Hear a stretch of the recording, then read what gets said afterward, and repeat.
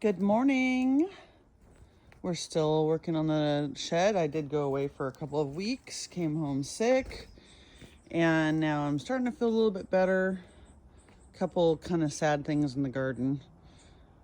I mean, when you leave like that, it's kind of hard to have the garden taken care of. I don't expect anybody to do all the stuff I do. It's a lot. But I did bring back a rock from Scotland that looks like a man's face. So I thought that was cool, like some ancient man. Oh, and I got this one. This one is dark because of the heather that is along the Loch Ness. And it darkens, it's like tea. So the rocks along the lochs, anyways, they're dark. They get stained. So that's what that is. And I have a really fantastic thing in here. Only one out of all this, and it's starting to not do well. The powdery mildew has just decimated my garden this year, but look at that. Isn't that gorgeous? I'm gonna cut that today and make it for dinner. It's really big. But just one. I think it's because all the flowers are males. I haven't even seen a female ever. So I don't know if they're, I don't know. The females look like a little cluster of, looks like a little cluster. Anyways, the big tragedy in the garden is my grapes. They got decimated by grape powdery mildew. The bananas are looking amazing. The grape powdery mildew decimated my grapes. So I have to cut them all back. I'll try to leave a couple, and I screwed up and cut that piece right there, but yeah, it's so sad. It's really sad because it happened while I was gone, so I couldn't do anything about it. So I just have to cut all the bad stuff off, and then this is all bad right here. So that's not fun and kind of breaks my heart a little bit. But it just proves that it doesn't matter how good of a gardener you are going to have problems. And you just don't want that to spread, though, to the rest of your garden, which I think it already has. But papaya is just doing phenomenal. It didn't get any kind of disease while I was gone. So look how gorgeous those are. That's just so beautiful. That's my first papaya ever. I've showed it many times. And this now tangerine is doing absolutely amazing. No flowers or any kind of activity for fruit, but besides it being attacked by the orange silkworm, it's still doing really well. I'm just super grateful. And my garden's just not doing that great. It's getting some tomatoes, but I just think that my soil has problems, and that's something at the end of the season I'm gonna have to take care of, because even though it looks great by looking here, I need to take that. See, everything's got powdery mildew. It's just the year of powdery mildew. But there's one cucumber, so I'll clip that, and that was from Santorini, so I want to get the seeds from that. Yeah, just even the tomatoes are not doing super well. Some of them are doing pretty good. I need to do some pulling because all of this lettuce has gone to seed, and that's when you definitely know you need to pull it. These are San Marzanos. They're doing really well. The San Marzanos, thank God, are doing really well, but they're not getting so big. It might be the variety or my soil, but you know, it has a lot of tomatoes. So I planted a lot of things in this bed. It just not taking. My blueberries died. It looks like the chiltepin's okay. It's getting so tall.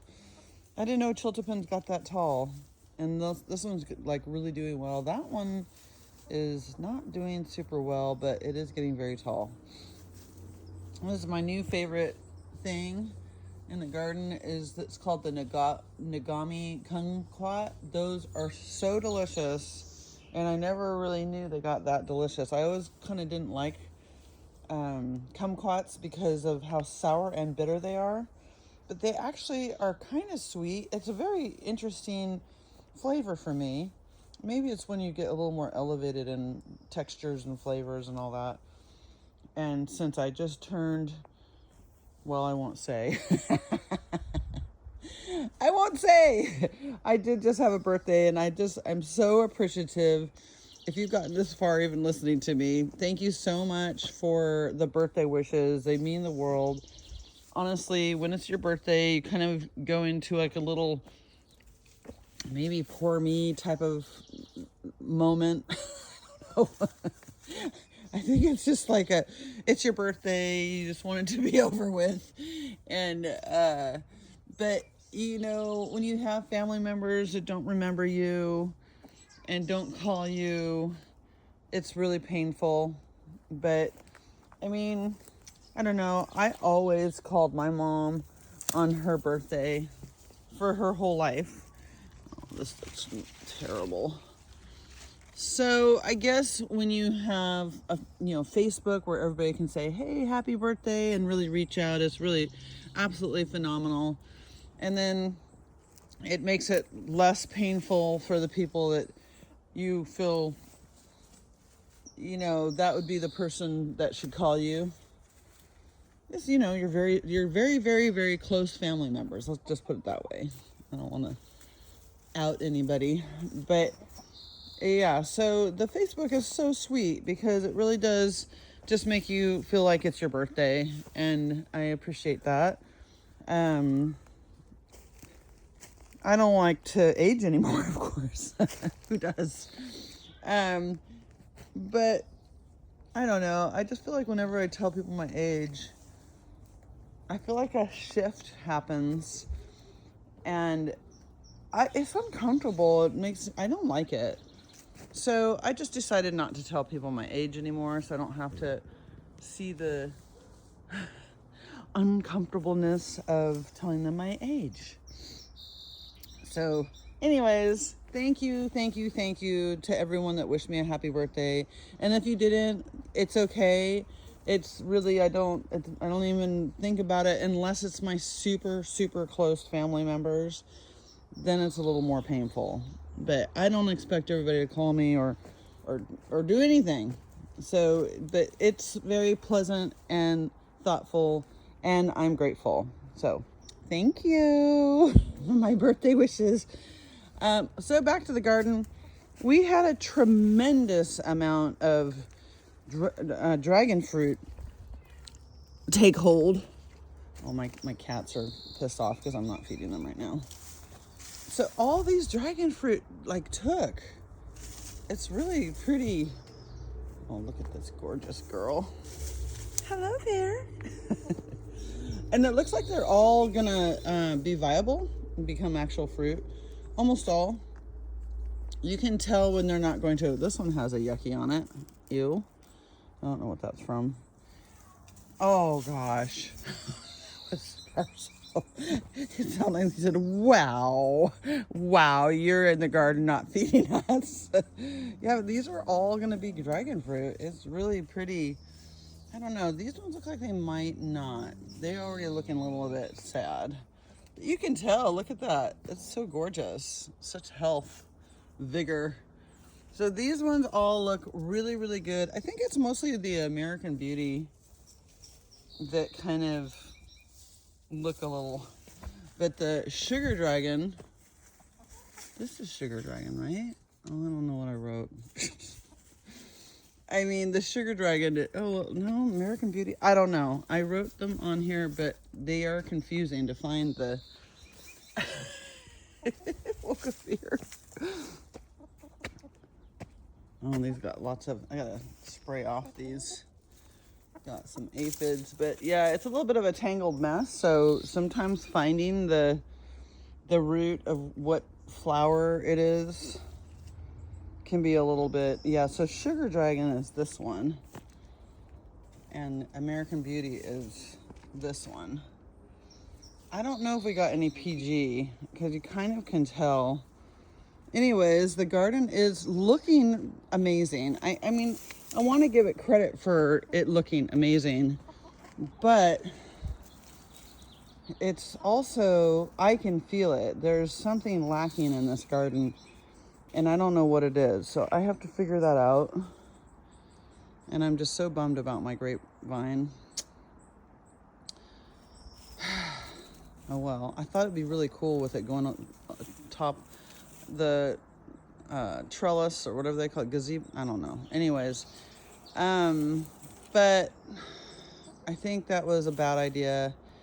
And that's gardening, learning from mistakes and learning from failures. That is 100% makes a gardener. Hello, Olive and Danny. And there's Lucy. Unfortunately, Betty is in the coop having an egg. So she can't even get up to come outside.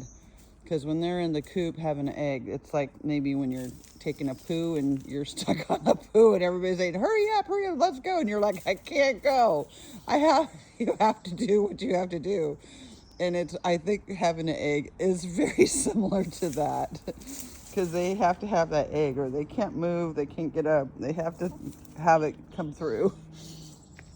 So that's the gist. Oh, also, Betty, what are you doing? You're not allowed in there. Go on.